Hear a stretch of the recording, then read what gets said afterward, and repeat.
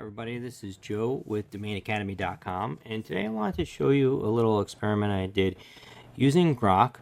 Grok's available through X, and what I'm doing is comparing and contrasting two different domain names, and I'm asking Grok to help me to figure out if these names are good for me to potentially buy for this contest that we're in on our podcast. If you haven't watched, check us out. I'll leave a link in the description. So what I did is I wanted to know about Patio Pay, which is currently available for sale on closeouts. It seems like a cool short name. Pay is a good keyword, but I wanted to see what Grok had to say about it because I really didn't like this domain name, and I wanted to see if Grok would verify that or if it would encourage me to buy. So I said, and this is an important thing, you have to give the prompt as much information as you can. The more it knows, the better it's going to give you a response. So I asked if it was a good name to invest in, why or not, and told it that I'd like to sell for over $1,000 in less than a year. So I'm not going to read everything on here, but you can see that it picks out some important potential positives for it. It's got a niche market, so you know who to sell it to. It's brandable. It's got some SEO potential. And then it talks about buyer potential pool. Now, with anything AI, you always have to do your homework and take a look at it. It's going to be unlikely that you get to the person at the Home Depot who's going to be making marketing decisions around a patio payment process. So that's very unlikely. I think this is really key, though, why it may not be good. I was really happy that it brought up a lot of these things. It says, first of all, it's not a great name, and it limits who can buy it. It doesn't have premium characteristics. You only have a year. Your chance of selling in a year on a domain name is going to be tough. And then there's a lot of different competition because Patio Pay is very narrow in focus. So you've got a lot of other options that companies could look at, and you also have a lot of other TLDs that they could potentially use, which I thought are really good important points. It says, right now building's going okay, but building and the economy could slow down, which might impact it, which is a good factor. And then it tells you what you'd have to do. It says you're going to need to do some active marketing. You're going to have good negotiation, and you have to find some buyer demand. That's going to be tough, and that's what it breaks down here. So it tells you what to do to try and sell it, and it tells you here that it's not a very good chance of selling it, which I thought is really pretty important. It's always good to bounce things off of other people, and sometimes you can bounce it off of AI and get some things that you haven't thought about.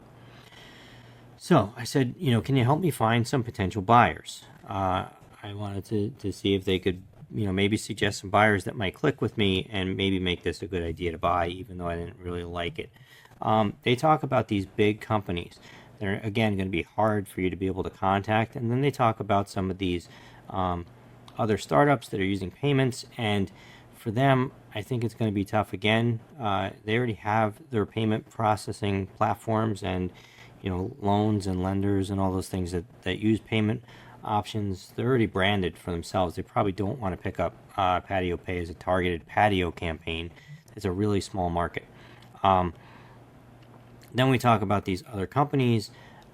I think that it's unlikely that a small company would want to start a new payment processing on Patio Pay, right? Like if I'm selling turf and I'm a local contractor, it's very unlikely that on my side time I'm going to develop a financial solution to help people be able to make payments on the patios that they need to buy from me.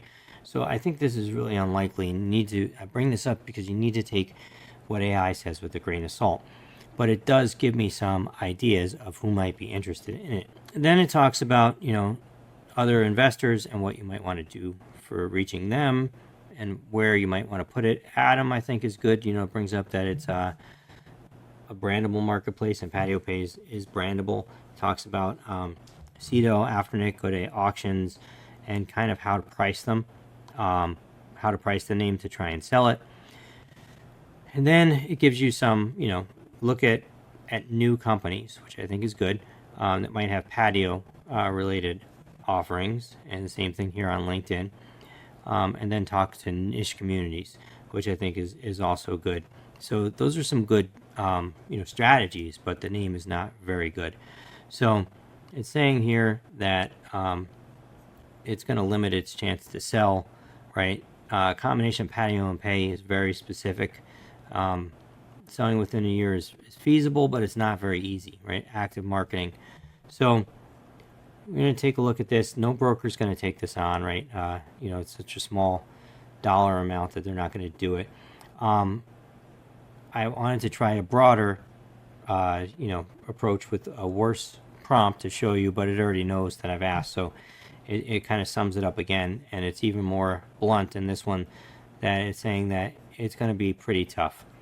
I like that it does give you a target. Like, if you're going to invest in this name, you better do it for less than 100. And I think it even said before, $50 might be a good target price for the name like this, because it's going to be a challenge to flip. Then I looked at another name that I've bought for this contest, Alabama Chiropractic, and I asked, is this a name I should invest in if I want to sell for 500 within a year? And who might my buyers be, and how should I market it? So I think this is pretty good, in that it says, same kind of thing. It's going to be tough to sell within a year, but it tells you how many chiropractors there are, and that it's growing, and it talks about how brandable names, brandable geo-names can sell, and then it talks about some of the buyer pool. So when we get down here, this is one of the things that I like. It talks about who you should target and why they might want to buy. So I thought that was pretty impressive, right? It even gives you specific places that you might want to talk to, and then it gives you some ideas of how to find chiropractors that might be interested in this. It tells you not to spam them. Find 10 or 20 people. Don't just start spamming everybody that really might find this is a benefit for them.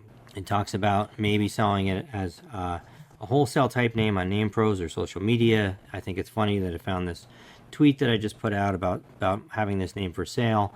So it talks about potential people and places that you might want to contact. And then it gives you